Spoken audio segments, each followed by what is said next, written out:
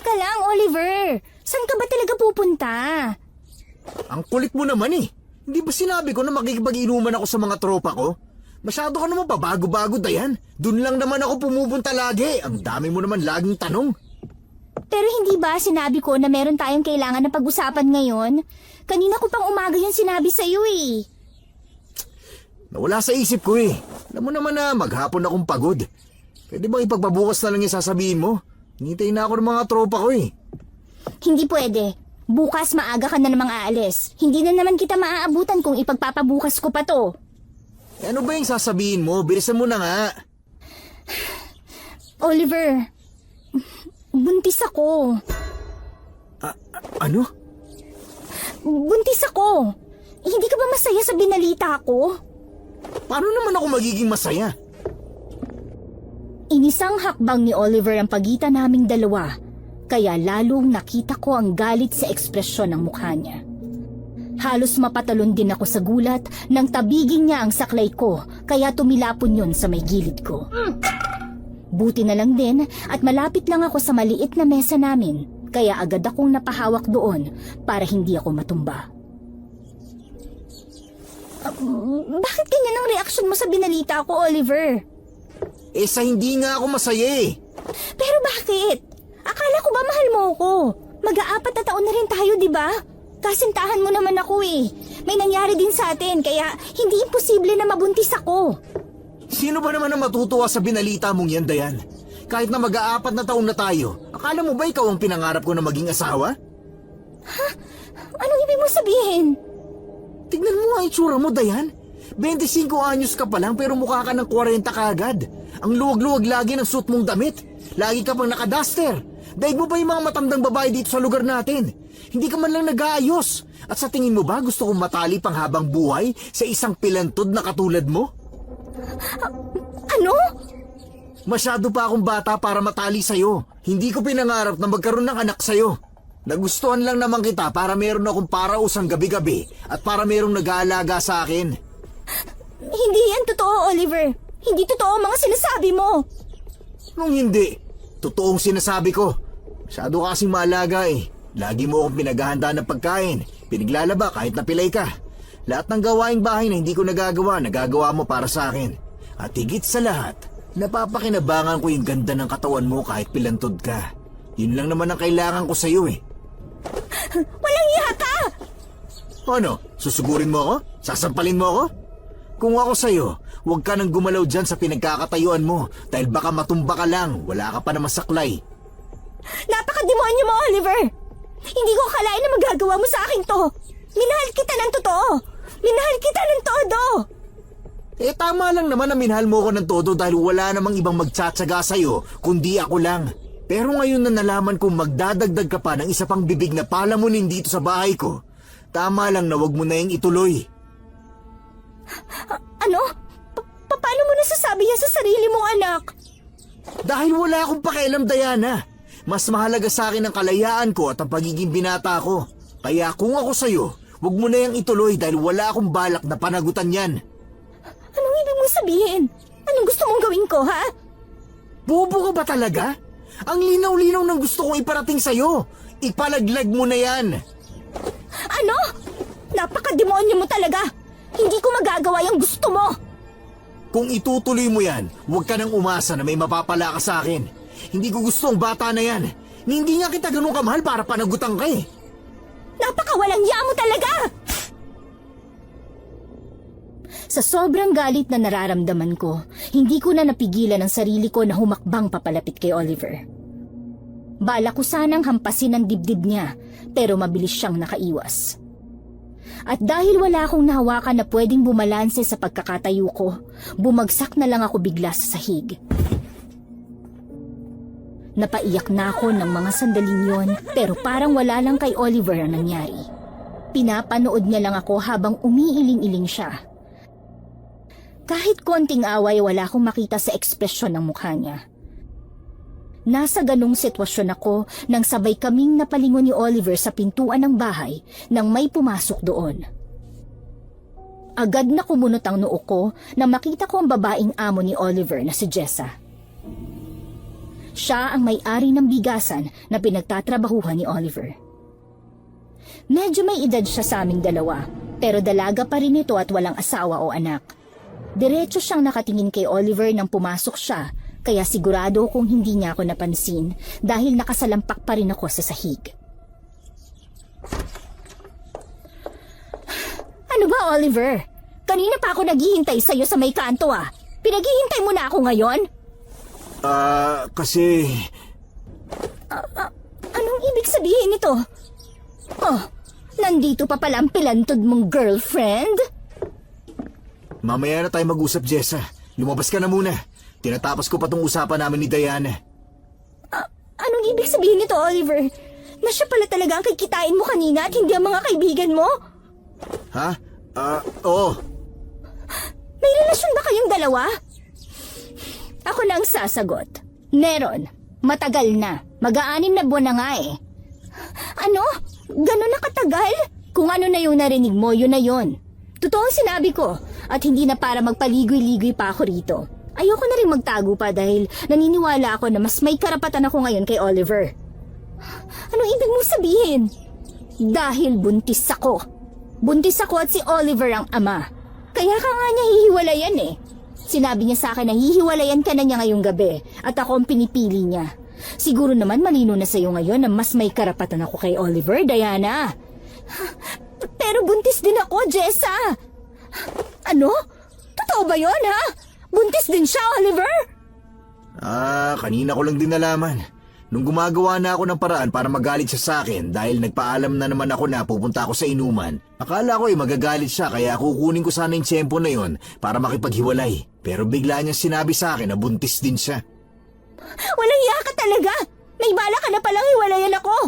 Gumagawa ka lang ng rason kanina! Paano na ngayon? Buntis din pala tong pilantod mong girlfriend. Sinabi ko na sa kanya na hindi ko siya pananagutan. Oh, kay Oliver na rin pala nanggaling mismo na hindi kanya pananagutan, Diana. Ano pang pinaglalaban mo dyan, ha? Pero ako ang kasintahan ni Oliver. Ano naman? Hindi pa naman kayo kasal, diba? Ako ang pinipili niya. At kung ako sa'yo, mag-alsabalutan ka na rin sa bahay na to. Ha? Ano? Kailangan mo nang lumayas dahil pinapalayas na kita. Wala kang karapatan na gawin yun sa akin dahil hindi mo naman to bahay. Bahay to ni Oliver. Hindi pa rin pala nasasabi sa'yo ni Oliver. Ako na nagbabayad ng ilaw ng bahay na to. Yung mga pagkain na kinakain mo, sinusweldo ni Oliver yon mula sa akin. Ikaw, ano ang ambag mo rito sa bahay niya, ha? Hindi ba wala kang trabaho dahil pilay ka? At dahil ako ang pinipili ni Oliver, kayang-kaya ko na siyang bigyan ng katulong. Sa madaling salita, hindi ka na niya kailangan. Kaya kung ako sa'yo, umalis ka na rito. Nakaramdam ako ng takot dahil alam kong wala akong ibang mapupuntahan. Simula kasi nang mamatay ang mga magulang ko, saktong naging kasintahan ko na rin si Oliver, kaya sa kanya na rin ako tumira noon. Kapag napalayas ako sa kanya, wala akong ibang malalapitan o matatakbuhan. Dahil doon kahit ayokong gawin, napagapang na ako at mabilis na hinawakan ang binti ni Oliver.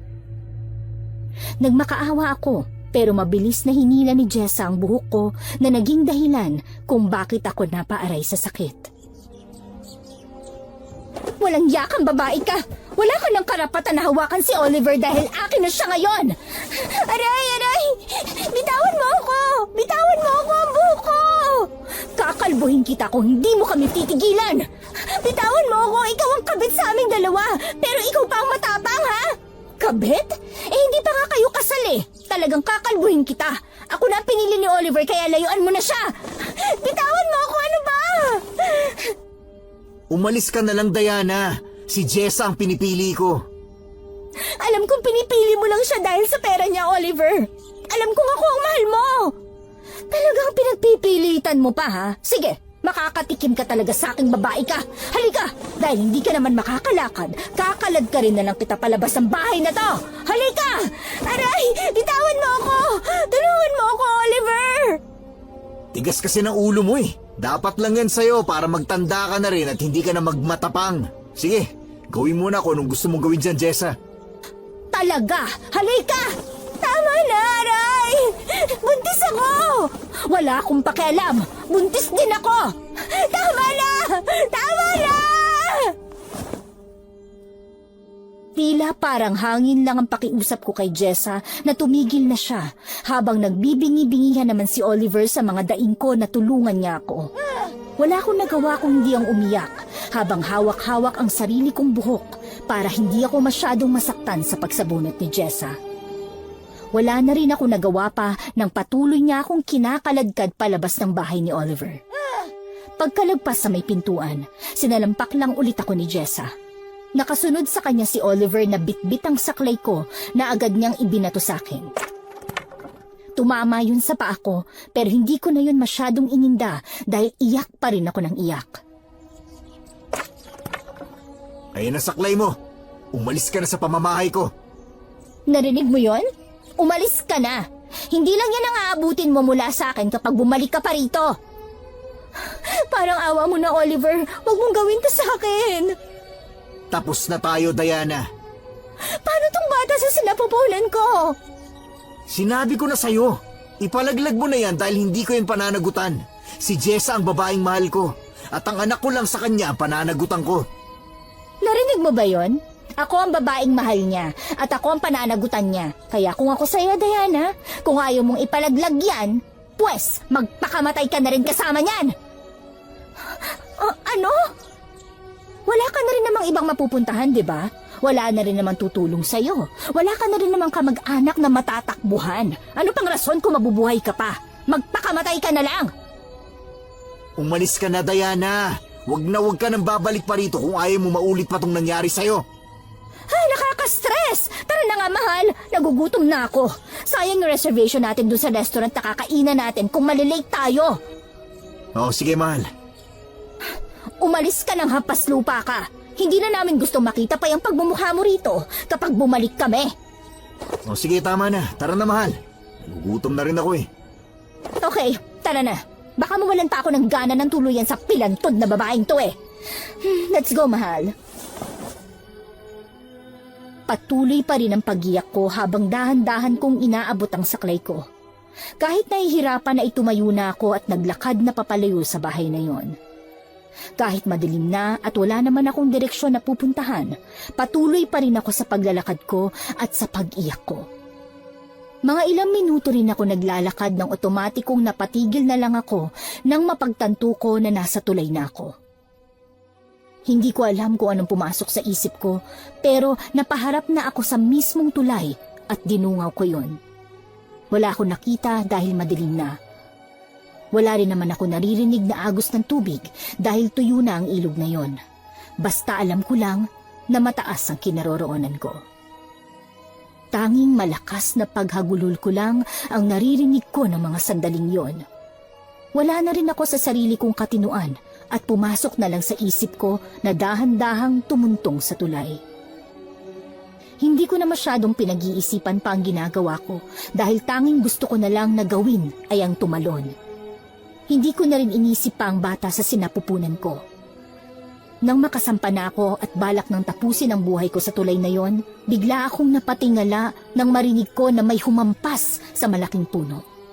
Hindi ko alam kung guni-guni ko lang na may mga lumipad doon pero hindi ko na lang yon pinansin. Humarap na ulit ako sa may tulay. Kusa ako na lang binitawan ng saklay ko ron at pikit matang pinahulog na ang sarili. Pero otomatikong namulat ang mata ko nang maramdaman ko na may sumalo sa akin. Nagwala ako nang makita ko ang nakakatakot na mukha ng isang halimaw. Nakahawak sa akin ang kamay na may matatalas na kuko, kaya nagpumiglas ako. Sumisigaw na ako ng malakas pero binitawan lang ako ng halimaw nang dahan-dahan na niya akong nailapag sa lupa. Agad akong umatras papalayo sa nakakatakot na halimaw. Halimaw! Halimaw! Tulong! Tulungan niyo ako! Huwag kang lalapit sa akin! Nakikita mo tong bato na hawak ko?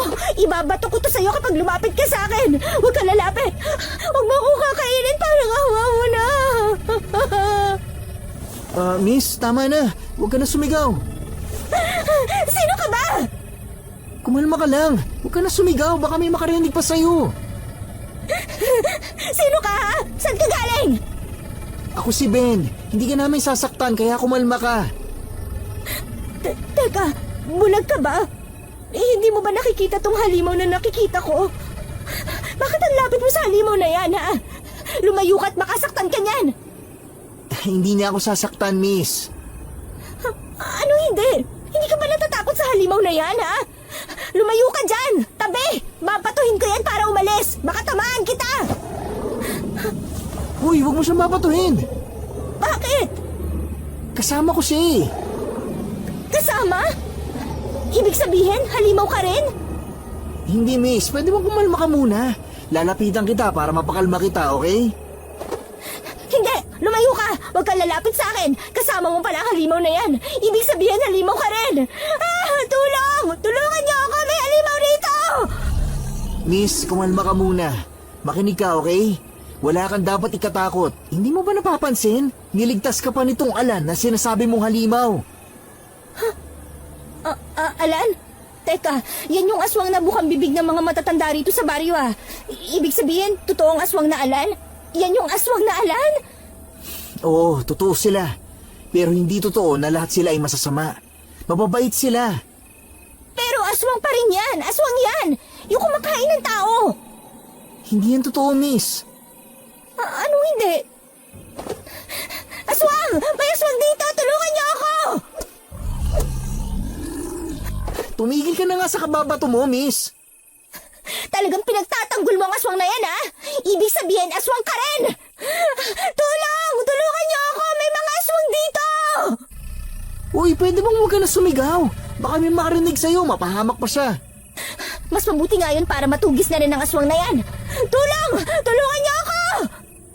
Miss! Sabi na huwag ka lalapit eh. Babatuhin din kita. Aray, ano ba? Natatamaan na rin ako sa pagbato mo ng mga bato, ha? Tumigil ka na sabi. Huwag kang lalapit! Huwag kang lalapit! Aray! Uy, napano ka, miss?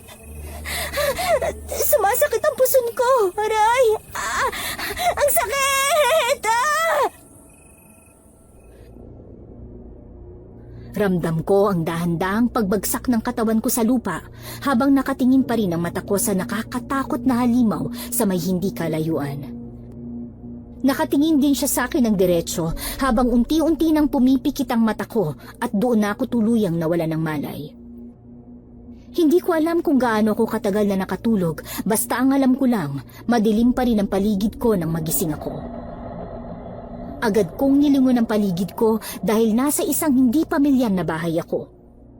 Saktong pumasok ang isang binata na may buhat-buhat na tubig at timba. Sa hula ko ay nasa 20 anyos pa lang siya. Mabuti naman at gising ka na, miss. Halos maghapon kang tulog eh. Maghapon akong tulog? Aba, oo. Hindi ba obvious? Gabi na kaya, oh. Ibig sabihin, maghapon kang tulog. Kala ko nga, hindi ka nagigising eh. Nagigib na nga ako ng tubig na ibubuhos ko sa'yo eh. Ito, oh. Nasaan ba ako? Anong lugar ba to?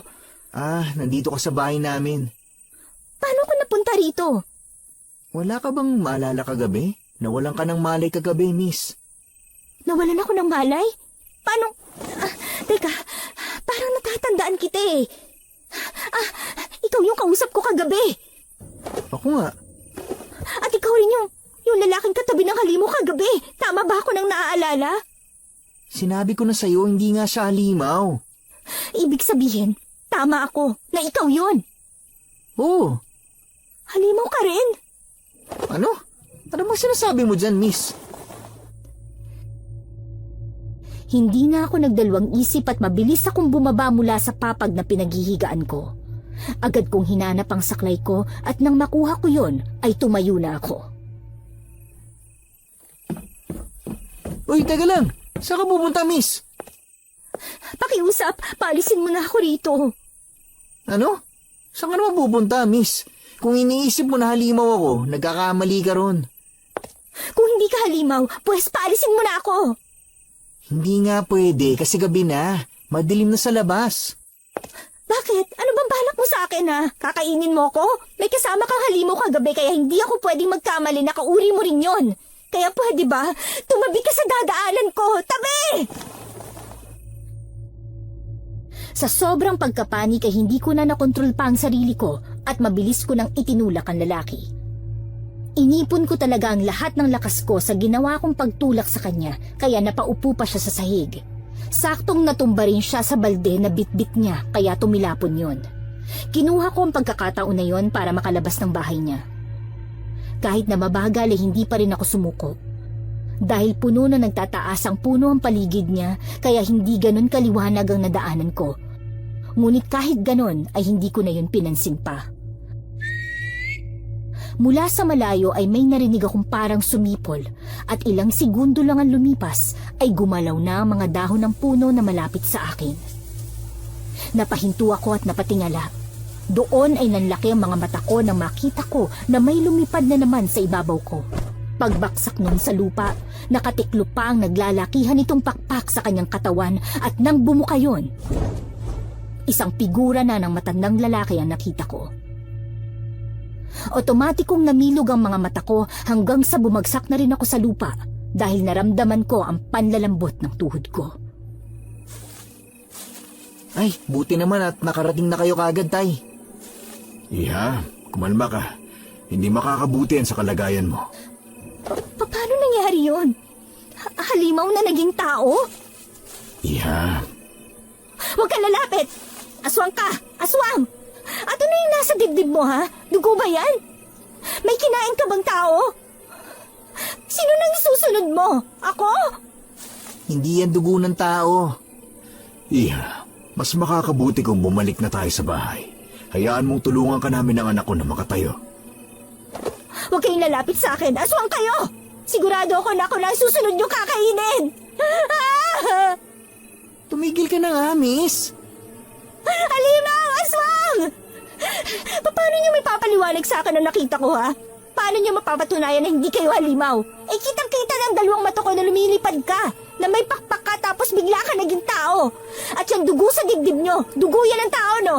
May kinain kayong tao tapos ako yung susunod niyo! Miss, tama na. Tumigil ka na. Hindi ka namin sasaktan. Hindi ka sasaktan ni Tatay Elias. Ikaw ang tumigil! Dahil kakampi ka ng aswang na yan! Tulungan niyo ako! Tulong! Tulong! Sa pangalawang pagkakataon, nakaramdam na naman ako ng sobrang panghihina. Parang bigla na lang bumigay ang katawan ko sa hindi ko malaman na dahilan at ang sumunod na lang na nangyari ay ang unti-unti na namang pagbagsak ng ulo ko sa lupa. Nagdilim na naman ang paningin ko. Mataas na ang sikat ng araw nang magising ako. Agad akong napabangon sa papag na hinihigaan nang matanaw ko ang binatang nakausap ko kagabi. Abala siya sa pagbabalat ng kalabasa sa may lamesa kaya hindi niya napansin na gising na ako.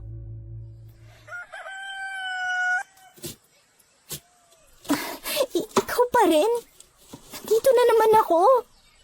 Nagtatanong ka pa talaga, halata naman nandito ka pa rin sa bahay namin, miss. Nawalan ka na naman kasi ng malay kagabi. Sino bang hindi mawawalan ng malay sa mga nakita ko kagabi? Kahit nawalan ako ng malay kagabi, malinaw pa rin sa alaala ko nakita kong halimaw. Nagpalit pa nga siya ng anyo niya sa mismong harapan ko. Nakita ko yon at tanda ko pa. Kasama ka ng halimaw na yon, kaya halimaw ka rin. Hindi nga ako halimaw at hindi rin halimaw si Tatay Elias. Aswang nga siya. Isa siyang aswang. Nasabi ko na sa ito na isa siyang alan. Sinabi ko sa iyo yun bago ka nawalan ng malay nung araw na niligtas ka namin. Kagabi, may dugo siya sa dibdib. Ibig sabihin, may kinain siyang tao. Tama ba ako? Kakainin din ba ako ng aswang na yon? Hoy, tumigil ka na nga. Nakakainis ka na, ha? Yung aswang na kinatatakutan mo ang nagligtas sa'yo nung isang gabi. At sinabi ko na rin sa'yo na hindi yung dugo ng tao. Dugo yun ng isang hayop. Isa kong patunay na hindi masama ang alan. Paano ka nakakasiguro na hindi niya ako kakainin, ha? Eh, aswang nga yun di ba? Aswang! Ang aswang kumakain na talaga ng tao. At isa pa, kung wala kayong binabalak sa akin na masama, bakit hindi niyo na lang ako hayaan na makaalis?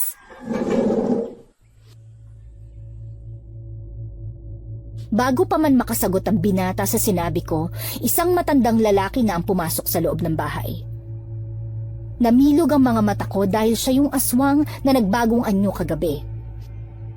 Dahil maliwanag na ngayon, mas malinaw na sa paningin ko ang itsura ng matanda. May malaki siyang peklat sa mukha Hindi pa man siya masyadong mukhang matanda, pero kulubot na halos ang balat niya. Kayumanggi ang kulay niya na halatang bilad sa araw. Agad na nagsalubong ang mga mata namin pero wala ako nakitang ekspresyon sa mukha niya, habang ako naman ay mas dumoble ang takot na naramdaman.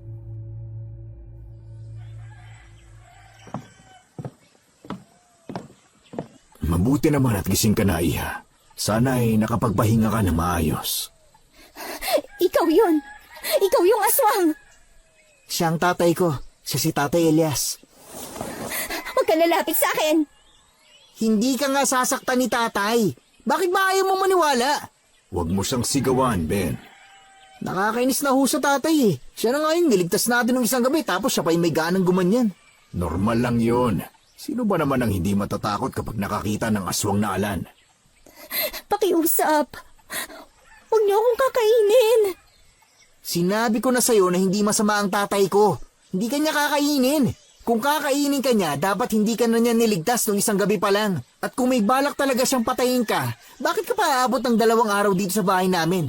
Tingnan mo nga, buhay na buhay ka pa rin, oh. Ben, tama na. Iha, huwag kang mag-alala. Wala akong balak na masama sa'yo. Kung ako sa'yo, kumalma ka at magpahinga. Buntis ka.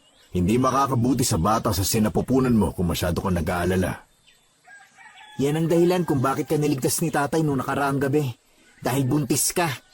Bakit kaya hindi ka nalang magpasalamat, miss? Ay, nako. May bata pala dyan sa sinapupunan mo tapos may bala ka pang magpakamatay. Ben, tama na. Akin na nga huyang gatatay na makapagsimula na ako makapagluto nitong ulam na ilalako ko pa sa may bayan para makapagluto na rin ho ako ng pananghalian natin. Tumalikod na sa amin si Ben kaya naiwan ang matandang lalaki sa maliit nilang sala habang ako naman ay nasa pinakasulok ng papag. Nakabalot pa sa sarili ko ang kumot at halatang takot pa rin akong malapitan ng matandang lalaki.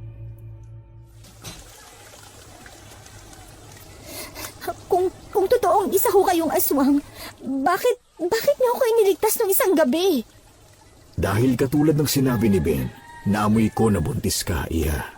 Naamoy ng mga katulad kong aswang na alan ang dugo ng isang buntis. Nalaman ko na buntis ka. Rinig na rinig ko rin ang malakas mong pag-iyak nung nakaraan, kaya alam ko ang masamang pinaplano mo. Ibig sabihin, talagang niligtas niyo ko at wala kayong balak na patayin ako? Wala, Iha. Natural lang sa mga alan na katulad ko ang magkaroon ng simpatsya sa mga bata, lalo na sa mga inaabandona. Sa totoo lang, yung si Ben ay anak-anakan ko lang. Kinupkup ko lang din siya nung niligaw siya ng mga magulang niya sa gubat. Katulad mo ay ganyan din ang naging reaksyon niya nang malaman niyang isa akong aswang. Pasensya na ho kung natakot ako sa inyo. Normal lang na matakot ka. Nakakatakot naman talaga ang itsura ko. Kulubot ang balat sa mukha, may mahahabang pakpak, matatalas na kuko at pangil, tapos may malalaking kaliskis pa. Hindi yun normal na makita sa araw-araw. Kaya naiintindihan ko ang naging reaksyon mo, Iha. Natakot po talaga ako sa inyo eh. Alam ko, muntik pang mapahamak ang bata sa sinapupunan mo.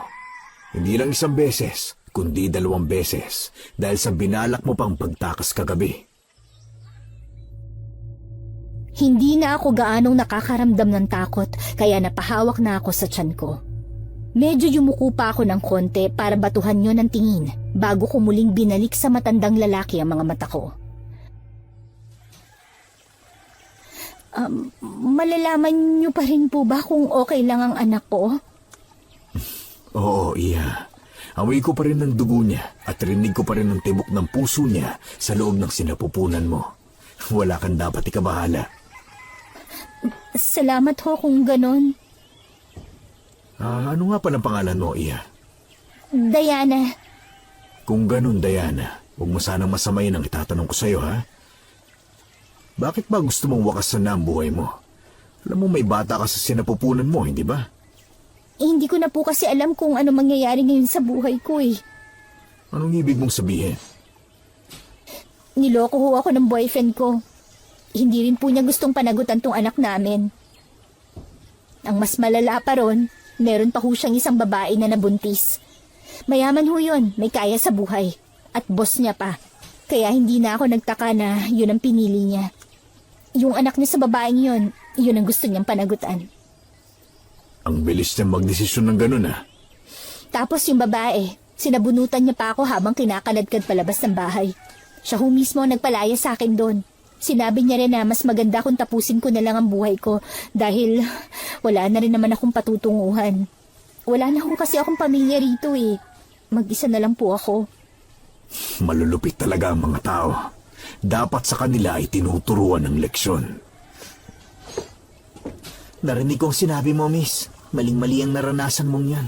Pinagtulungan ka nila halata namang wala kang kalaban-laban. Tama ka. Dahil hindi ko rin kayang ipagtanggol ang sarili ko. Ano naman ang kayang gawin ng isang pilay na katulad ko?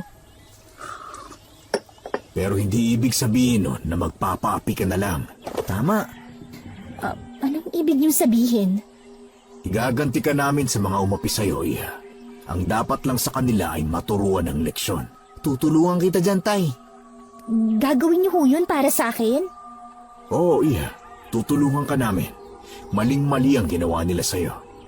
Paano niyo ho ako matutulungan? Kami ni Tatay ang bahala dyan. Huwag mong kalimutan na isang Alan si Tatay Elias. Walang kawala ang mga umapi sa'yo, miss. Diana na lang. Yun na lang ang itawag mo sa akin. Sige, Diana. Wala kang kailangan na gawin. Kailangan mo lang manood. Gusto ko silang makaharap pareho. Gusto ko malaman nila na ginagantihan ko sila. Bakit? Dahil gusto ko malaman nila na kaya ko ring gumanti. Na hindi ako basta-basta magpapatalo na lang ulit sa kanila. Kung yan ang gusto mo, Iha, nasa likod mo lang kami ni Ben. Hindi ka namin bibiguin at papabayaan. Maraming salamat ho. Hindi ko ho alam na sa inyo pa ako makakakuha ng suporta matapos ko kayong katakutan ng sobra. Katulad ng sinabi ko, normal lang na reaksyon yun. Maraming salamat po talaga. Ang sabi mo, wala kang ibang mapupuntahan, hindi ba? Opo. Kung gano'n ay bukas ang bahay ko para sa'yo. Dumito ko muna, Diana. Talaga ho? Oo, aalagaan ka ni Tatay Elias, lalo na yung bata sa tiyan mo. Maraming salamat talaga. Magpalakas ka, Diana, ha? Maghihiganti tayo at sisimulan na natin yon sa lalong madaling panahon. Hindi na natin sila bibigyan pa ng pagkakataon na lumigaya habang ikaw nagdudusa. Tama si Ben. Salamat ho ulit. Maraming salamat. Kinagabihan, nasa harapan ko na ng mas malapitan ng Alan na aswang. Nasa ganong itsura ngayon si Tatay Elias dahil sinabi ni Ben na may kailangan siyang kunin sa katawan ng Alan. Katatapos lang naming maghapunan noon at nakahiga ang malaking katawan ng Alan sa papag habang nakatalikod siya sa amin. Nakikita ko na rin ngayon ng malapitan ang malapaniking pakpak ng aswang. Nakakaramdam pa rin ako ng konting takot pero hindi na sobra-sobra. Sa katunayan ay marahan ko pang hinahawakan ang makikintab na kaliskis ng Alan sa kanyang likuran. Malalaki yon na kasing laki ng matatabang hinlalaki sa paa. Gumagamit si Ben ng kutsilyo para isa-isang magtanggal ng kaliskis sa katawan ng Alan. Maingat ang bawat paggalaw ng kamay ni Ben. Siguro ay dahil iniingatan niya na masaktan si Tatay Elias. Hindi ba nasasaktan si Tatay Elias dyan sa ginagawa mo, Ben? Hindi, sanay na siya. Makapal naman ang balat ng Alan. Para saan ba kasi ang kinukuha mong kaliskis sa likuran niya? Dinudurog to hanggang sa maging pulbos at nilalahok sa pagkain. Ha? Bakit? Isang klase ng gamot ba yan? Nakakapagpagaling ba yan sa sakit? Hindi. Mas malala pa ron ang bisa ng pinulbos na kaliskis ng Alan. Kung ganun, para saan ba yan? Anong gamit niyan at nilalagay niyo sa pagkain? Hindi naman talaga namin ito nilalagay sa lahat ng pagkain. Pero meron tayong paglalagyan ito para lang sa iisang tao. Walang iba kundi yung babaeng nagpalaya sa'yo. Kay Jessa? Oo, tama. Sa kanya nga. Bakit? Hindi ba alam mo naglalako ako ng lutong ulam sa may bayan? Lalakuan ko ng ulam na may ganito ang babaeng yon. Itong dinurog na kaliskis kasi ng Alan, kapag nakain ito, pwedeng mabaliw o makontrol ang utak ng isang babaeng buntis. Kapag sakto lang ang pinakain natin, mapapasunod natin siya. Kapag sobra na naman, mababaliw siya. Ganun ang epekto niyan? Oo, kapag umepekto na to sa babaeng yon, isang bulong lang ni Tatay Elias, susunod na siya sa kahit anong ipag-uutos natin. Pero bakit kay Jessa lang? Hindi ba yan pwede sa hinayupa kong ex? Kay Oliver? Sa mga babaeng buntis lang daw to tumatalab, sabi ni Tatay Elias. Bakit? Ang sabi niya sa akin, kinokontrol niya ang utak ng isang babaeng buntis gamit ito para hindi nila ituloy ang masamang binabalak nila sa bata sa tiyan nila. Katulad ng pagpapalaglag o pagpapahilot para maagasan. Yun ang totoong pinaggagamitan nitong kaliskis ng alan. Pero ngayon, gagamitin natin to sa babaeng yon para makapaghiganti. Hindi ko na talaga alam ang gagawin ko kung wala kayo ni Tatay Elias. Wala yun, Diana. Sinabi ko naman sa'yo, di ba? Tutulungan ka namin ni Tatay. Bukas na bukas, lalakuan ko siya nitong lutong ulam. Gusto mo ba sumama? Natatakot ako, Ben. Wala kang dapat ikatakot. Hindi mo rin naman kailangan lumapit eh. Saka gabi na natin siya lalakuan. Sige, sasama ako bukas. Ayos! Tutulungan din kitang magdurog ng kaliskis. Sige, mabuti pa nga. 5 pirasong kaliskis lang ang kinuha ni Ben at pagkatapos nun ay tinulungan ko nga siya na magdurog nun. Akala ko nga ibabalik na rin sa dating anyo niya si Tatay Elias pero umalis siya na nasa alan na itsura siya.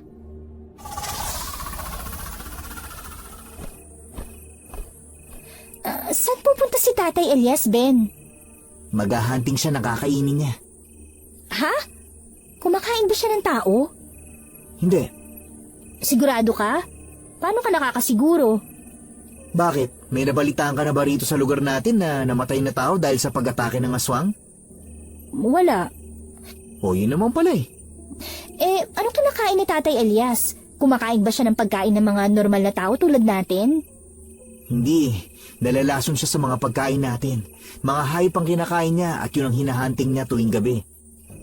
O sige na, bilisan na natin itong pagdudurog natin nang makapagpahinga na tayo. Sige. Mga bandang mag-aalas 6 ng hapon nang bumaba na kami ni Ben sa baryo para paglakuan namin ng ulam si Jessa. Doon ko lang din nalaman na sa bahay na pala ni Oliver tumitira si Jessa kahit na kung tutuusin ay mas malaki naman ang bahay niya na may bigasan. Nagtago ako sa may malaking puno sa labas ng bahay ni Oliver habang si Ben naman ang lumapit doon. Pinanood ko lang ang gagawin ni Ben. Tao po! Tao po! Teka lang, ano ba? Ano yun? Sino ka bang bata ka, ha? Naglalako ho ako ng ulam, baka gusto niyo hong bumili. Mukha ba akong hindi marunong magluto? Hindi ko kailangan yan! Alis! Naku naman, hindi niyo man lang ho ba ako tatanungin kung anong klaseng putahe to? Wala akong pakialam, ha? Umalis ka na! Katatapos ko na magluto. Masarap ho ito at saka isang balot na ho ito eh. Baka pwedeng bilhin nyo na para makauwi na ho ako. Ginataang manok ho ito. Alam mo ang kulit mo, sabi nang hindi ako bibili. Napakasungit nyo naman, Miss Ganda. Huwag ho kayong masungit, nakakabawa sa beauty nyo yan. Miss Ganda? Opo naman. Hindi ho ako bulag para hindi makita ang ganda nyo kahit gabi na. Napaka-fresh nyo nga ho eh. Dalaga pa ho ba kayo, Miss Ganda? Kasi kung oo, liligawan sana kita. Ilang taong ka na ba? 20 ho. Naku, ang bata mo pa. Lampas 30 na ako. Ha? Lampas 30 ka na? Naku, parang hindi naman kapanipaniwala yan. Baka naman dahilan nyo lang yan para busted din ako agad. Sira unang binata. Totoong 30 na ako. 35 na ako. Weh, para kasi kayong kasing edad ko lang eh.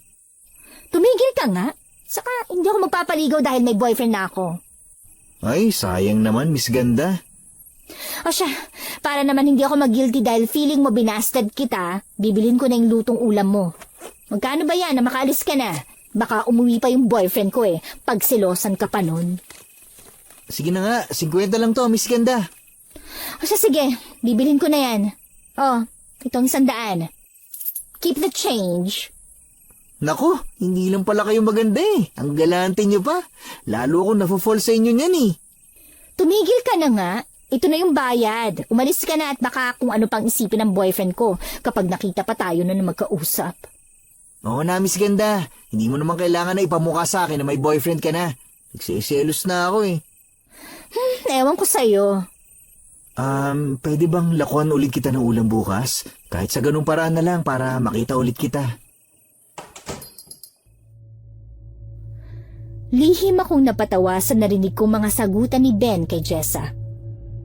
Huling-huling niya kasi talaga ang kiliti ng babaeng yon.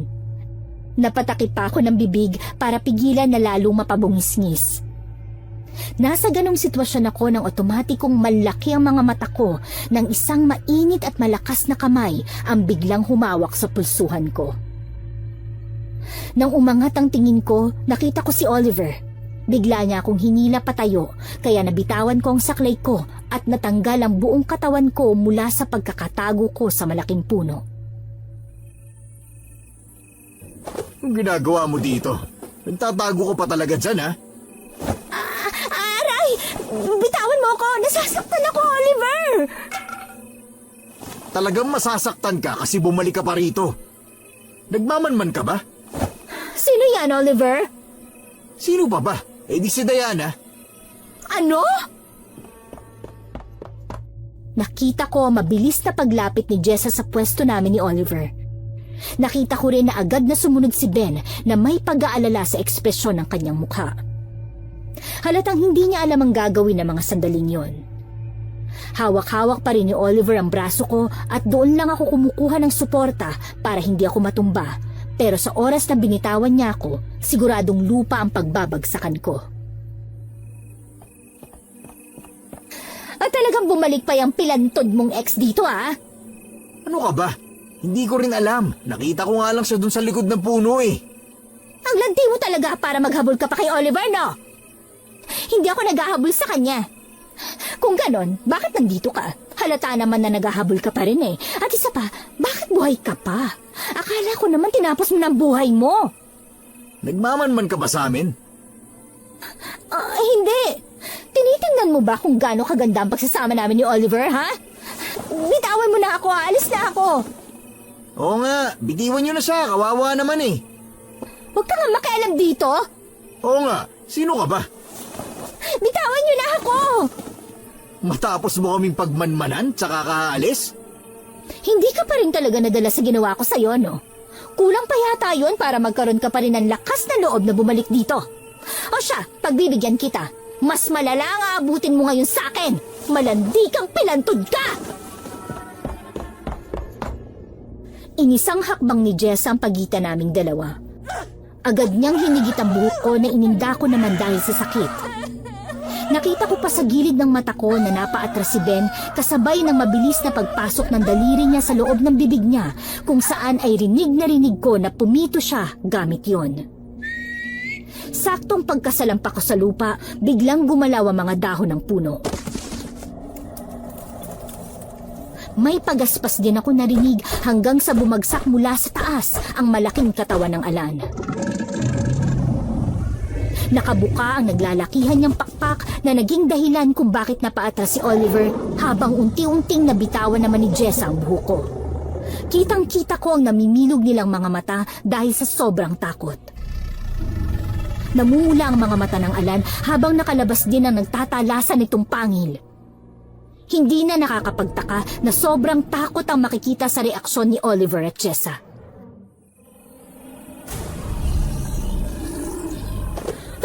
Halimaw! Aswang! May aswang! Aswang! May aswang! Tulong! Bago pa man makasigaw ng malala ang dalawa, agad na hinampas ng pakpak ng alan ang direksyon nila. Kitang-kita ko na natamaan sila pareho. Sa tingin ko, mas malakas ang naging salpok nun kina Jessa at Oliver, kaya otomatiko silang bumagsak sa lupa. Pareho silang napagapang sa lupa habang takot na takot ang kanilang ekspresyon na nakatingin sa alan. Ano ba, Oliver? Wala ka man lang bang gagawin para iligtas ako? Sira ka ba? Ano magagawa ko? Halimaw yan, oh. Tao lang ako. Anong gusto mo? Labanan ko yan tapos ako naman ang mamatay? Kumilos ka na! Gumawa ka ng paraan! Gawin mo ang lahat na magagawa mo! Hoy Diana, at ikaw na lalaki ka. Wala ba kayong balak na tulungan kami? Ha? Takot din ako sa aswang eh. Hindi ko kayang lumaban dyan. Bahala na kayo. Ikaw, Diana! Tulungan mo kami! Kumilos ka na, Diana! Bingi ka ba? Tumayo ka na dyan at tulungan mo kami! Oliver, lumalapit na ulit sa atin ang halimaw! Ano na gagawin natin? Huwag kang lalapit sa amin! Huwag kang lalapit! So, halimaw! Alis! Alis! Tulungan niyo kami! Teka, ang alam ko takot ang mga aswang sa asin eh. Asin? Marami tayong asin! Kumuha ka sa loob ng bahay! Bilisan mo, Oliver! Ako? Bakit ako? Alam naman ako! Duwag ka talaga eh, no? Matapang ka pala eh, bakit hindi ikaw? Kumuha ka na! Lumakad ka na! Ikaw ang lalaki sa ating dalawa! Balo ka ba? Oo na! Kapag ako namatay, isusunod talaga kita! Paatras pa rin ng paatras si Jessa habang nakasalampak pa rin siya sa lupa, habang si Oliver naman ay nakita kong kumukuha na ng tiyempo para makatayo. Nang makita ko na nakaluhod na siya sa lupa at balak ng tumakbo papasok ng bahay, akala ko ay makakatayo na siya ng tuluyan. Pero agad na nahigit ng ala ng isa niyang paa na naging dahilan kung bakit sumigaw siya ng malakas. Umangat siya sa lupa habang nakabaligtad kaya nagpupumiglas siya. Si Jessa naman ay halatang namutla sa sobrang takot sa nangyari kay Oliver dahil napatameme na lamang siya habang tinitingala ang walang yan niyang kasintahan.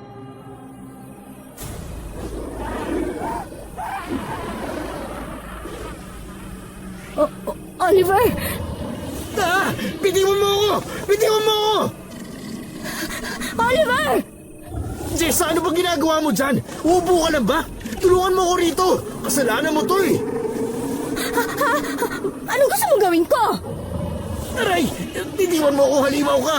Huwag mo akong papatayin para awa mo na! Tulungan mo ako rito, Jessa! Hindi ko alam ang gagawin ko! Gumawa ka ng paraan! Tulungan mo ako rito kung ayaw mo ako mamatay! Bilisan mo! Nakita ko na kahit hindi alam ni Jessa ang gagawin niya at kahit kitang-kita ko ang takot sa ekspresyon niya, pinilit niyang tumayo. Inabot ni Jessa ang isang malaking bato na nasa gilid niya at handa na niya sana itong ipukpok sa likod ng alan. Pero natameme na naman siya at halatang nanigas ang buong katawan niya nang lumingon sa kanya ang aswang. Naiwan sa ere ang kamay niya na may hawak na bato. Sa isang mabilis na hampas ng isa pang pakpak ng alan, tumama yun kay Jessa na naging dahilan kung bakit sumalpok ang katawan niya sa isang puno. Hindi ganon kalakas ang naging puwersa nun, pero dumain siya ng kaunti at tuluyang bumagsak sa lupa. Pagkabagsak niya ay hindi na siya bumangon pa, kaya nasisiguro ko na nawalan na si Jessa ng malay. Si Oliver naman ay nagpupumiglas pa rin hanggang sa hinagis din siya ng alan sa isa pang puno.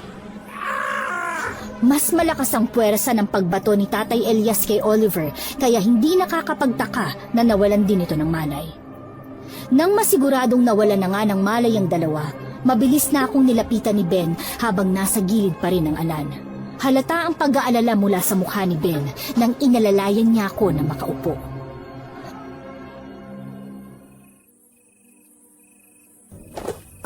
Ayos ka lang ba, Diana? Ayos lang ako. Masakit lang ang anit ko pero ayos lang talaga ako, Ben. Pasensya na kung hindi kita natulungan ha. Bakit nga ba? Hindi nila pwedeng makita o malaman na magkakilala tayo. Kasi hindi ko na malalakuan ulit ng ulam yung babaeng yon, yung Jessang yon. Ang kailangan kasi, 2 hanggang 3 beses siya makakain ng pagkain na may dinurog na kaliskis ng alan para mas lalong tumalab yon. Kaya pasensya na talaga ha. Kung ganon, naintindihan ko, Ben. Pasensya na talaga, Diana. Kung alam mo lang, gustong-gusto talaga kitang ipagtanggol kanina. Huwag ka mag-alala. Ayos lang ako. Sa katunayan, mas malala pa ang inabot ko sa kanya nung unang beses eh. Buti na lang at tatawag ko kagad si Tatay Elias. Paano mo siya natawag? Nung sumipol ako, halika, tutulungan kitang tumayo. Salamat, Ben. Tay, salamat at dumating ka kagad. Kung hindi dahil sa'yo, baka napurnada ng plano nating paghihiganti. Salamat ho, Tay Elias. Ay, teka. Kukunin ko lang yung saklay mo, Diana. Sumandal ka muna rito kay tatay. Salamat ulit, Ben. Oh, ito na yung saklay mo. Teka, anong gagawin natin sa dalawang yan na walang malay? Hahayaan lang ba natin silang dalawa rito sa labas? Eh, kung ako masusunod, ayos lang din naman. Wag na. Baka pwedeng ipasok natin sila sa loob. Bakit pa?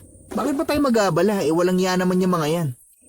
Para maisip nila na hindi totoo yung nakita nila na aswang kapag nagising sila bukas na nasa loob sila ng bahay. Para isipin nila na baka panaginip lang yung halimaw. May punto ka nga ron, Diana. Tama yung naisip mo. Itatanggi ko na lang bukas kung sakaling itanong niya sa akin yung nangyari kapag nagrasyon ulit ako sa kanya ng ulam. At saka isasalpak ko na lang sa bibig nitong si Jessa yung ulam na binili niya kanina. Siguradong hindi naman to magigising. Kailangan niya kasing makain yun eh. Sige, tutulong ako. Hindi na. Kaya ko na to, Diana. Hihilahin ko lang naman yung mga katawan nila papasok ng bahay eh.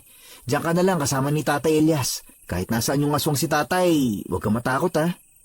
Ano ka ba? Hindi na ako takot kay Tatay Elias kahit na nasa ala na itsura siya. Mabuti naman. O sige, maiimo muna kita dyan. Kinabukasan, nang magrasyon ulit si Ben, naikwento niya sa akin na nagtanong nga sa kanya si Jessa kung ano nangyari noong gabi. Halatang takot pa rin daw ang babae pero katulad ng plano, tumanggi si Ben at gumawa na lang siya ng kwento.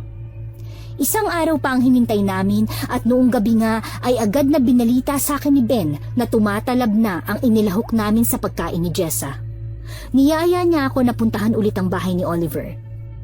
Noong una ay nagdalawang isip ako dahil baka mahuli na naman kami. Pero siniguro ni Ben na hindi na yun mauulit dahil makokontrol na raw ni Tatay Elias ang utak ng babae. Nakampante rin naman ako dahil kasama na namin ngayon si Tatay Elias sa pagpunta ron, kaya pumayag na rin akong sumama. Nagtatago kaming tatlo sa malaking puno ulit kung saan ako nagtago nung nakaraan. Mabuti na lang at madilim ang paligid kaya hindi kami basta-basta makikita ron. Tanaw na tanaw namin ang loob ng bahay kung nasan si Jessa at Oliver. Magkaharap silang nakaupo sa maliit na lamesa habang tahimik na kumakain. Paano niyo pala nalalaman na tumatalab na yung kaliskis ni Tatay Elias sa kanya? Kapag nangangati na yung balat na pinagbunutan mismo nung kaliskis, yun yung hudyat na tumatalab na. Wow, ang galing pala talaga niyan. Nako, mas mamamangha ka rito, Diana. Tay, sige na. Bumulong ka na. Magutos ka na. Mangwala ka sa lalaking kaharap mo ngayon. Nang marinig ko ang bulong ni Tatay Elias, agad ding napabalik ang tingin ko sa bahay ni Oliver dahil sa tunog ng mga plato na tumilapon sa sahig. Doon ko nakita na tinapon ni Jessa ang mga plato sa lamesa at ngayon ay nakatayo na siya sa harap ni Oliver.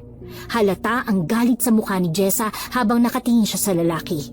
Nagsisigawan na rin silang dalawa ron. Ano bang problema mo?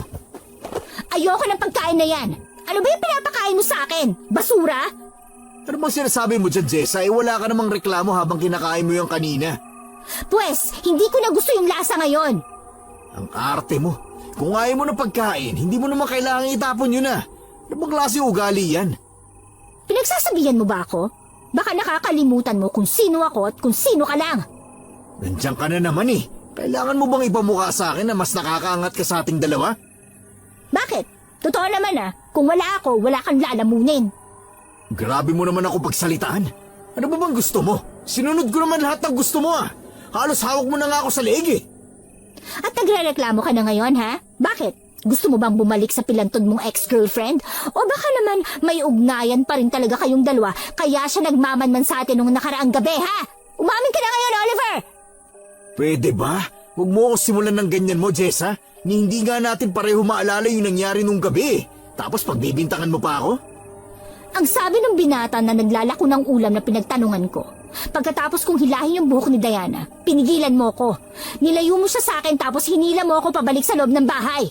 Nag-away raw tayo at pareho nagkasakitan. Tinulak mo pa nga ako na malakas kaya tumama tong likod ko sa poste. Ano?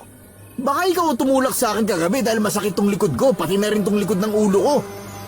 Binabaliktad mo pa talaga ako ngayon, Hindi kita binabaliktad. Hindi ko nga maalala yung sinasabi mo eh. Tumigil ka na ha. Gumagawa ka lang ng kwento. Bakit? Sasaktan mo ulit ako gaya ng pananakit mo sa akin kagabi? Hindi nga kita sinaktan.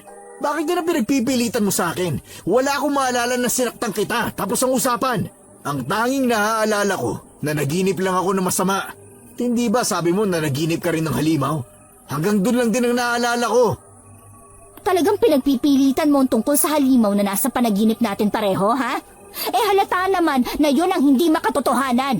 Ang mas kapanipaniwala ay yung sinaktan mo ako. Pwede ba?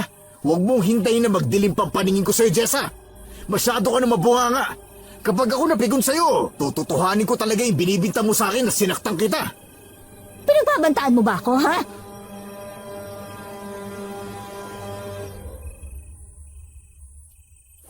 Tay, utusan mo siya na saktan yung lalaki. Ayos lang ba yun, Diana? Siguro wag muna. O bakit? Huwag mo sabihin na naawa ka pa sa mga yan. Hindi naman. Ayoko lang na madama yung bata sa tiyan ni Jessa. Baka magkasakitan lang sila. Ang gusto ko lang masaktan ay si Oliver. Tama si Diana, Ben. Alam mong ayaw ko rin na madamay ang bata. Kaya nga hindi ko nilakasan ang hampas ko sa kanya noong nakaraan, di ba? Sige ho, Tay. Naiintindihan ko naman po yung rason ninyo. Paghandaan na lang natin ang oras ng pagganti ko. Sa ngayon, ang mas mahalaga ay nakokontrol na ni Tatay Elias ang utak ni Jessa. Sige. Umuwi na rin kami pagkatapos noon. Hindi sumabay sa amin si Tatay Elias dahil may iba pa siyang lakad. Tulog na si Ben sa kwarto niya ng mga oras na yon habang ako naman ay nakatambay lang sa may labas ng bahay dahil hindi pa naman ako nakakaramdam ng antok. Maghahating gabi na noon nang makauwi si Tatay Elias. Medyo natigilan pa ako nang makita ko na may buhat-buhat siyang patay na kambing sa kanyang balikat. Napansin ko rin na medyo natigilan pa si Tatay Elias sa kanyang paglalakad nang makita niya ako. Ano bang ginagawa mo rito sa labas, Diana? Bakit hindi ka pa natutulog? Nagpapahangin at nagpapaantok lang po ako, Tay Elias. Matulog ka na dahil hindi maganda sa buntis ang nagpupuyat. Maya-maya lang ho. Para saan ho ba yung dala niyong kambing? Matulog ka na. Ayokong makita mo ang gagawin ko. Kakainin niyo ho ba yan? Tama ka. Ito ang pagkain ko ngayong gabi. Yan po ang kinakain niyo kapag aswang ho kayo? Oo. Oo nga pala. Nakwento na ho sa akin ni Ben na mga hayop nga po ang kinakain niyo. Tama. Akala ko ho kasi kumakain kayo ng tao. Dahil yun po yung natural na paniniwala sa mga aswang na katulad niyo. Totoo naman yun. Mas malakas sa mga aswang kung tao ang kinakain namin. Pero simula bata pa lang ako ay iniwasan ko na kumain ng tao. Yung tatay ko na pumanaw na, yun ang kumakain ng tao. Pero hindi rito sa lugar na to. Malayo pang pinanggalingan ko eh. Nang mamatay ang ama ko, umalis na rin ako doon dahil tinutugis na rin ako ng mga tao. Gusto nila akong patayin dahil alam nilang anak ako ng Alan. Ngayon, puro hayop na lang talaga ang kinakain ko. Hinuli niyo po ba ang kambing na yan? Napansin ko na walang sugat o kagat yung katawan niya. Dinuraan ko lang sa bibig tong kambing na to. Dinuraan ho? Anong ibig niyo sabihin? Nakakalason kasi ang laway ng Alan ng katulad ko, iya. Bukod sa kaliskis ko na nakakapagpasunod sa utak ng isang buntis kapag inihalo sa pagkain nila, yung laway ko naman ay may lason. Nakakamatay ho ang laso na yun? Oo naman. Tingnan mo nga ang sinapit nitong kambing na to. Kung ganon, pwede ho ba ako makahingi ng laway niyo? Aanhin mo. Nag-iisip ka pa rin bang kitilin ang sarili mo? Hindi ho, Tay Elias. May paggagamitan lang ho ako. Para saan nga, iha? Saka ako na lang ho sasabihin. Basta ho, makakaasa kayo na hindi ko yun gagamitan para sa sarili ko. O sige, pinagkakatiwalaan kita. Mag-iipon ako ng laway para sa'yo. Salamat ho, Tay Elias. O siya, sige na. Pumasok ka na sa loob at matulog ka na, ha? Ayokong makita mo ang gagawin kong pagkain dito sa kambing na to. Baka masuka ka pa sa dami ng dugo na makikita mo. Sige ho, papasok na po ako sa loob.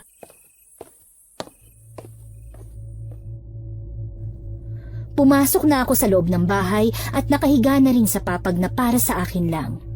Pero kahit ganon, hindi pa rin ako makatulog. Nakaramdam kasi ako ng kuryosidad kung paano kakainin ni Tatay Elias yung kambing na hinuli niya. At dahil gawa lang naman sa sawali ang dingding ng kubo, may mga butas yon na pwede kong pagsilipan nang hindi niya nakikita. Pagsilip ko, nakita ko na nasa anyong ala na si Tatay Elias. Para siyang malaking paniki na nakayuko. Nasa harapan na niya yung kambing, pero ngayon ay wakwak na ang tiyanon at labas na ang mga laman loob. Gamit ang mahahabang kuko ng alan, hawak-hawak niya ang kinakain niya na para bang sarap na sarap talaga siya. Wala naman akong nararamdaman na takot sa nakikita ko. Siguro ay dahil alam kong mabait naman talaga si Tatay Elias kahit na isa siyang aswang na alan. Pagkatapos kong mapanood yun ng ilang minuto ay nakatulog na rin ako. Kinabukasan, maaga pa lang ay may inabot na sa akin si Tatay Elias na isang bote.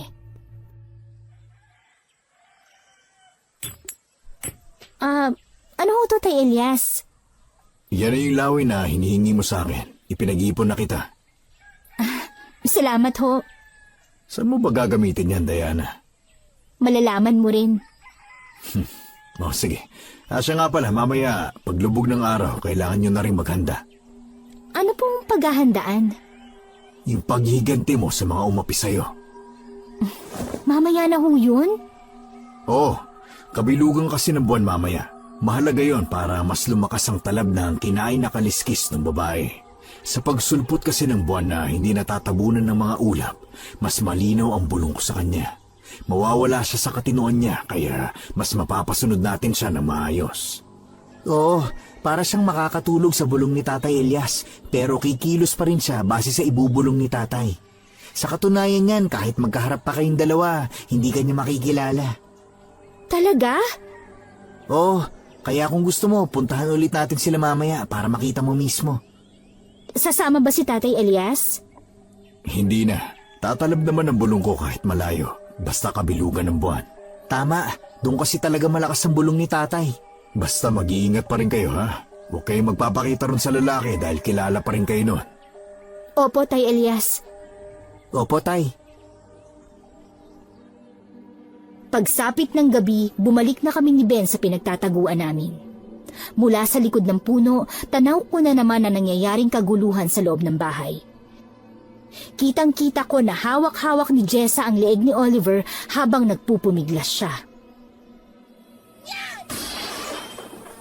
Nagsisimula ng bulong. Bakit ganun? Parang ang lakas ni Jessa. Bakit kahit anong pagpupumiglas ni Oliver, hindi siya makapalag?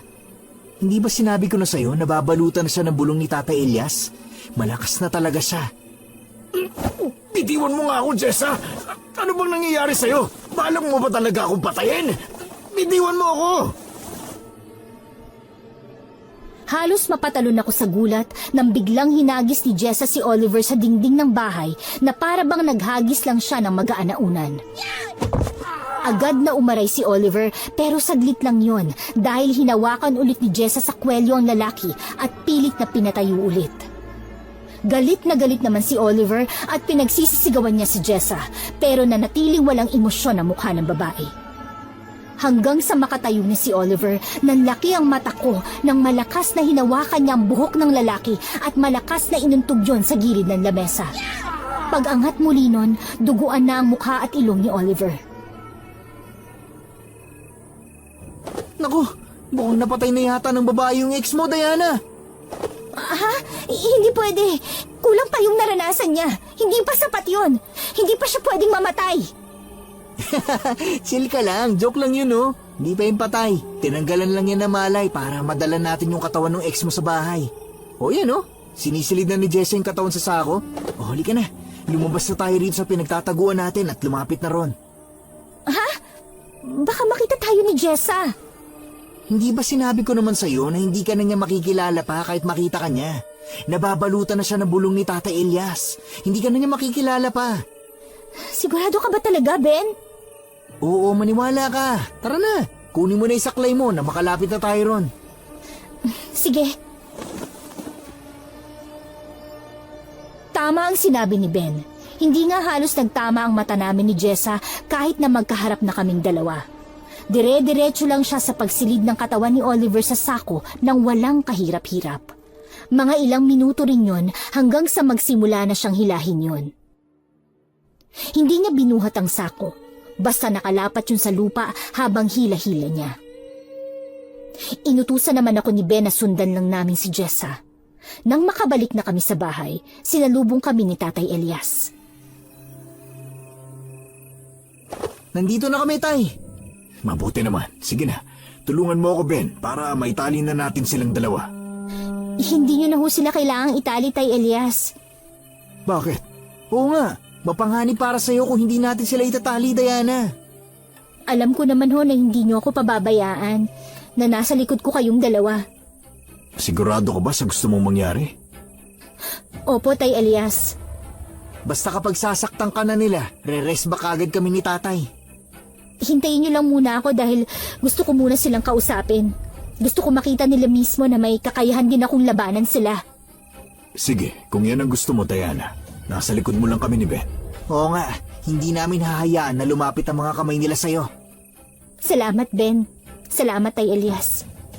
Kapag handa ka na, sabihin mo lang para matanggal ko na rin yung bulong ko sa babaeng yan. Sige ho. Tinulungan lang ako ni Ben na tanggalin sa sako si Oliver. Naglabas na rin siya ng 2 upuan para sa kanila at pagkatapos nun ay nagtago na rin siya kasama si Tatay Elias. Hihintayin na lang daw nila ang mga mangyayari bago sila lumabas. Habang ako naman, hinarap ko na silang dalawa. Inabot ko ang maliit na timba na may lamang tubig at walang pagdadalawang isip na ibinuhos yun kina Oliver at Jessa. Nagising si Oliver mula sa pagkawala niya ng malay habang si Jessa naman ay bumalik na sa katinuan. Sa tingin ko ay tinanggal na rin ni Tatay Elias ang bulong katulad ng sinabi niya kanina. Diana? Walang iya ka talagang babae ka! Nandito ka na naman ngayon sa harapan namin! Teka, nasan ba kami? Oo nga, paano kami napunta rito? Hindi na yun mahalaga. Ang mahalaga, nasa harapan ko na kayo at magagantihan ko na kayo. Magagantihan? Ano naman ang kayang gawin ng pilantod na katulad mo? Marami akong kayang gawin. At ngayon, mapapatunayan ko sa inyo na hindi ako papayag na apak-apakan niyo lang ako at paulit-ulit na saktan. Ang dami mong sinasabi. Oo nga, ano bang pinagmamalaki mo ngayon? Kaya mo ba kaming dalawa ni Oliver? Baka tadyakan lang kita tapos hindi ka na makabangon dyan sa kinatatayuan mo. Masyadong masama ang ugali niyo pareho. Bagay nga kayo, isang demonyo at isang demonyita. Ano sabi mo? Bakit? Totoo naman kung umasta ka para bang ako ang kabit sa ating dalawa. At ikaw, Oliver, matagal kitang minahal at pinagsilbihan. Tapos itong igaganti mo? Puro ka drama. Ay ayaw ko na sa'yo eh. May magagawa pa ba ako ron? Nagsisi ako na minahal kita. At ngayon wala na akong pagsisisihan pa. Ibabalik ko sa inyong dalawang sakit na pinaranas niyo sa akin. Sige, tingnan natin kung sino ang uuwi ulit na luhaan. Ngayon pa lang, tatapusin na namin dito para hindi ka na makapanggulo pa. Sabay silang tumayo ni Oliver. Napaatras naman ako nang itulak nila ako sa balikat. Buti na lang at bago ako matumba, may sumalo na sa akin. Si Ben yun. Halata ang gulat sa mukha ni Jessa nang makita si Ben. Pero ang gulat na yon ay napalitan ng takot nang may lumipad sa harapan naming lahat. Nang tumingala ako, nakita ko si Tatay Elias na nasa anyong alana. Otomatikong napatras si Oliver habang tila nanlambot naman ang mga tuhod ni Jessa dahil bumaksak siya sa lupa. Ha? Halimaw! Totoo yung halimaw na nakita natin sa panaginip natin! Ibig sabihin, hindi lang yung basta panaginip? Totoo ang lahat na nakita nyo. Hindi yun panaginip. Totoo ang aswang na nasa harapan nyo ngayon. Aswang? Totoong aswang! Aswang! Tulong! Tama! Matakot naman kayo! Masyado kayong matatapang ha! Kinakalaban nyo lang yung taong alam nyong walang laban sa inyo! Ngayon, harapin nyo ang aswang na alan! Wag! Ayoko! Wag kang lalapit! Tulungan mo ako, Oliver! Baka papalapit na siya sa atin! Ano ka, siniswerte? Mas ililigtas ko pa sarili ko kaysa tulungan kita! Magkanya-kanya na tayo! Ano? Ano sinabi mo? Bingi ka ba? Wala akong pakialam sa'yo!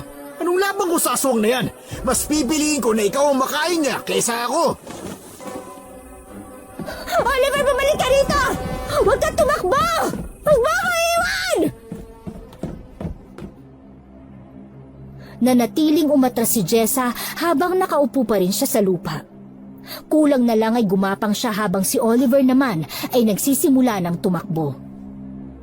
Lalapit sana ang Alan kay Jessa pero nang lumingon ito kay Oliver na papalayo na, iyon ang pinuntirya ni Tatay Elias. Agad na binuka ng Alan ang pakpak niya at lumipad ito patungo sa direksyon na tinatakbuhan ni Oliver. Bago makababa ng lupa ang Alan, hinampas niya ng pakpak si Oliver kaya siya nadapa at sumubsob sa lupa. Kita ko na sobrang nagpanik siya na harapin ang Alan.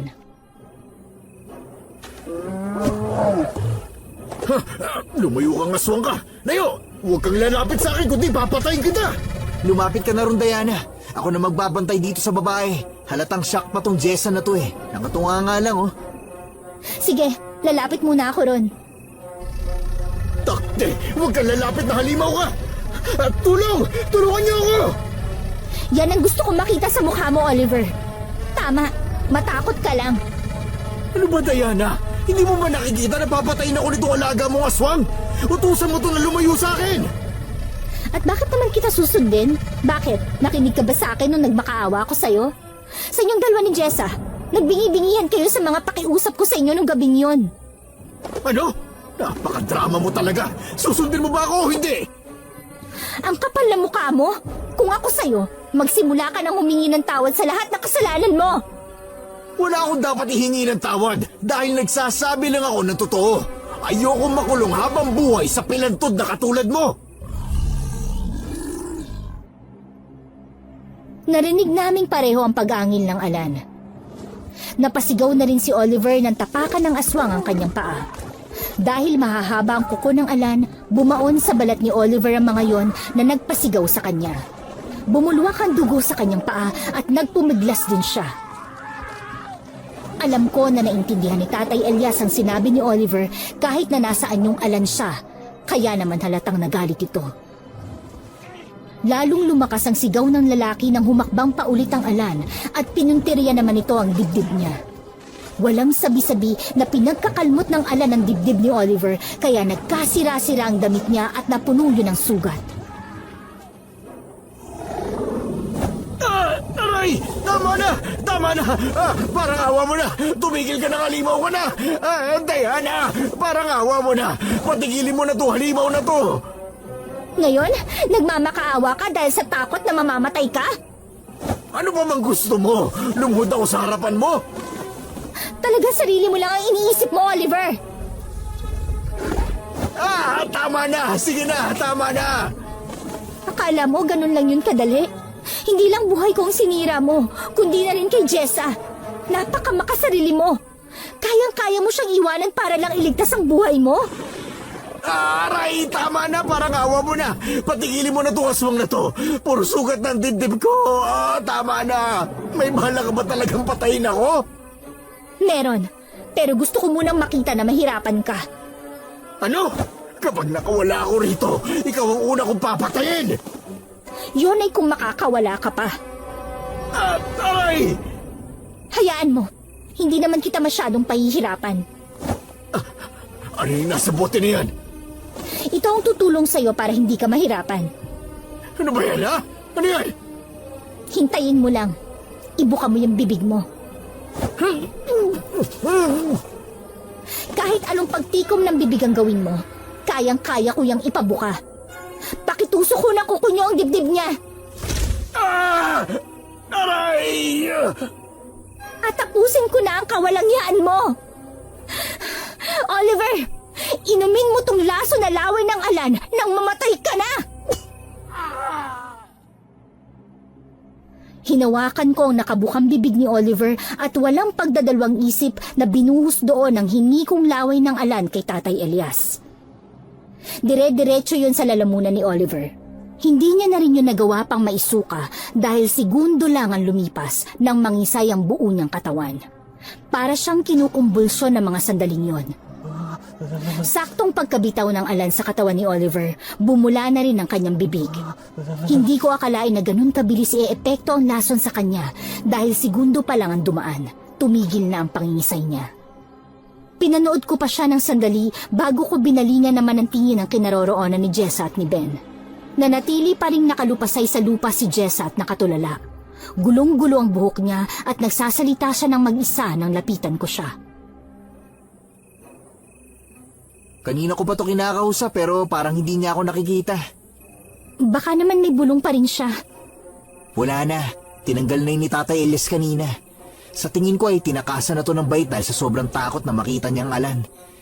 Ano bang gagawin natin sa kanya? Papainumin mo rin ba siya ng lason? Hindi. Bakit naman? Dahil ayokong madamay ang bata sa tiyan niya. Yun din ang ayaw mangyari ni Tatay Elias. Eh ano nang gagawin natin? Kakausapin ko muna siya. O sige, pero sa tingin ko hindi na yun babalik sa dati. Tuluyan na talaga siyang tinakasan ng bait. Hindi ko gusto na nangyari to sa iyo, Jessa. Hindi ko akalain na ganito kahina ang utak mo para hindi ma-handle ang nakakatakot na nasaksihan mo. Naaawa ako pero iisipin ko na lang na karma mo to.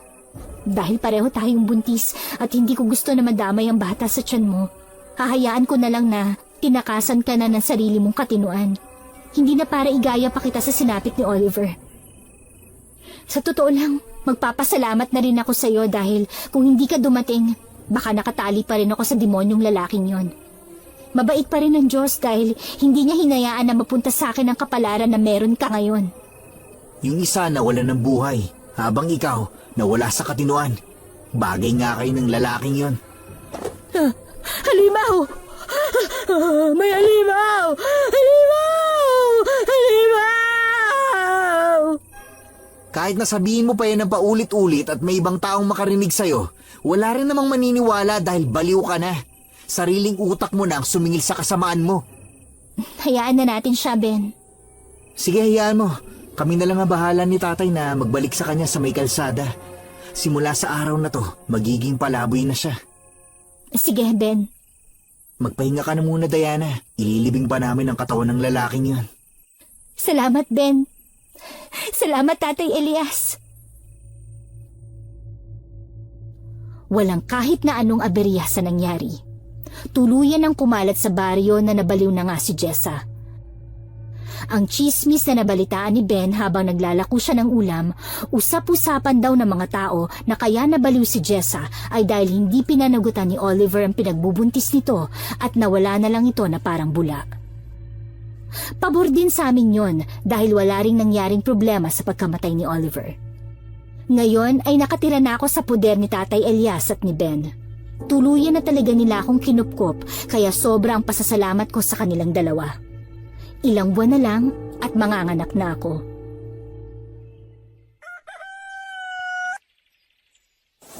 Totoo ba yung sinasabi mo, Diana? Na ano? Na ipapangalan mo sa anak mo ay Alan?